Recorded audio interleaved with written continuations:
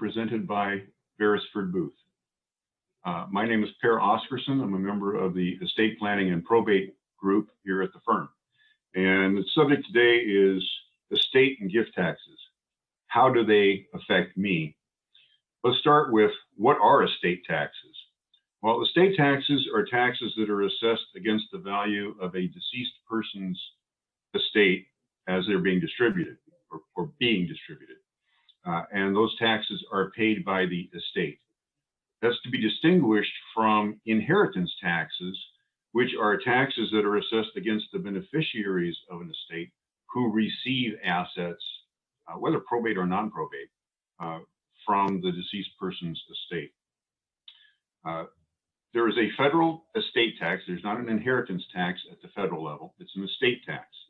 And for deaths occurring in 2022, the first $12,060,000 of the estate is not taxed. However, to the extent that the estate exceeds that amount, there will be a tax. Now, there is one major exception to that rule, and that is there's an unlimited marital deduction at the federal level, so that everything that passes to a surviving spouse is not subject to federal estate tax upon the death of the first spouse to die. However, upon the death of the surviving spouse, if the estate is large enough, there may be federal estate tax that is due. There is another thing that is very helpful on the federal level, and that's a concept called portability. And portability means that since each of the spouses has their own $12,060,000 exemption or deduction to start with, to the extent that the first spouse to die's exemption of the $12,060,000 is not used, the surviving spouse can use that as well. So in addition to the $12,060,000 amount that they have available personally. So potentially you've got $24,120,000 of protection from federal estate taxes. Washington also imposes an estate tax, but it is on a significantly lower threshold. Washington is one of 11 states plus the Washington, D.C. that has an estate tax. Washington and Oregon are the only two states in the western third of the United States to have an estate tax. Now, Washington does not have an inheritance tax. There's only about 6 states that do, and the closest state in proximity to Washington that has an inheritance tax is Nebraska. For deaths occurring in 2022, the threshold in Washington is $2,193,000. So the first $2,193,000 of a Washington estate passes tax-free. Above that amount, there is a tax imposed. But as with the federal system, there is an unlimited marital deduction, so the surviving spouse receives, if they receive everything, they receive it without a state estate tax payable. However, Washington does not have portability. So even though each spouse of a married couple has the $2,193,000 of amount available to them, they have only that amount. They do not have any unused portion of their deceased spouse's exemption amount. The amount in Washington, by design, was supposed to increase with inflation, not necessarily at the same rate, but it was supposed to be adjusted each year. Unfortunately, there was a problem when they changed the federal consumer price index that was used to make that calculation about 3 or 4 years ago. The state of Washington did not make the change in its statute or regulations, and it still refers to a table that was calculated and prepared by the Federal Department of Labor, but that table no longer exists because there's been a change to it. Unfortunately, since there has been no change in the Washington statute and regulations that refer to that table, and they specifically referred to the table that no longer exists, the $2,193,000 figure has not changed for several years. Unfortunately, we also don't know how, if, or when that might change.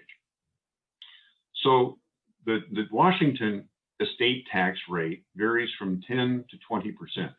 So, but it's an increasing amount. So in the first $1 million of taxable estate above the $2,193,000 figure, that's taxed at 10%. That percentage does not increase at a regular rate and not necessarily at a regular interval as the amount of the estate increases. However, when you get to a taxable estate of about $9 million, then we're at the top Washington estate tax rate of 20% of that taxable estate. So estate planning can reduce and potentially eliminate the state and federal taxes. Understand that most estates, and I haven't seen the figure, but I know it's a very, very, very small percentage of estates are subject to federal estate tax. That $12 million figure that I mentioned will probably continue to increase until 2025, or actually for the taxes due for 2025. And then it will revert, unless there are changes made in Congress, it will revert back down to a much lower figure. But planning can still be done. The other thing is gift taxes. There are gift taxes at the federal level, but Washington does not have a gift tax. And there are kind of two components to the federal gift tax. There's an annual gift tax exclusion, which allows an individual to give up to $16,000 in a calendar year, actually to as many people as they would like to give. And there would be no gift tax payable. However, if you go over the $16,000 to any individual recipient in the calendar year, there becomes an obligation that excess is what's known as a taxable gift. There is an obligation to complete and file a gift tax return.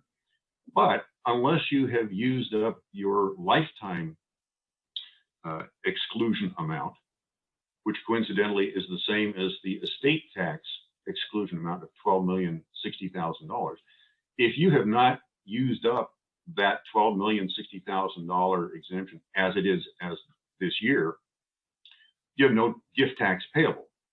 However, you still need to report any taxable gift, that being anything over the $16,000 in that calendar year, because that excess over the annual exclusion amount reduces the amount of the lifetime exclusion that you have remaining to you to use. So there, like I say, there may not be a gift tax payable, but there's an obligation to report the gift.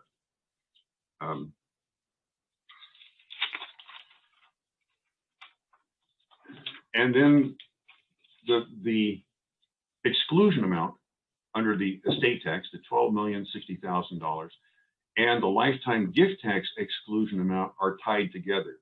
They're unified.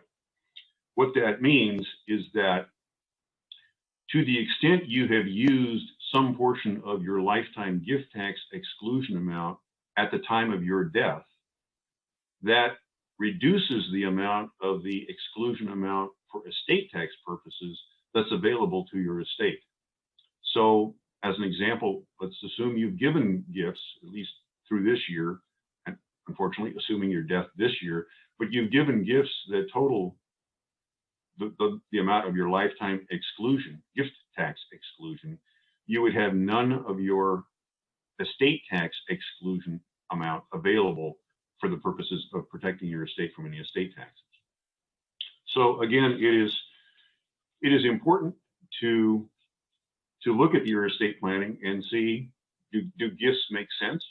They may make sense from a tax perspective. They may make sense because you just want to provide gifts.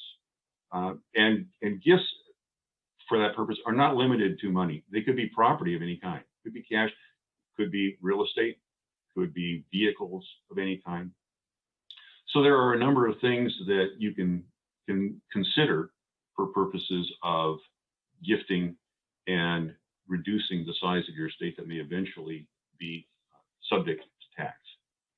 So I'll take a look and see if we've got any questions today. Does not look like I've gotten any questions. So with that, I will say thank you for watching, and please tune in next week when the firm will provide a webinar from one of the other departments. Thank you.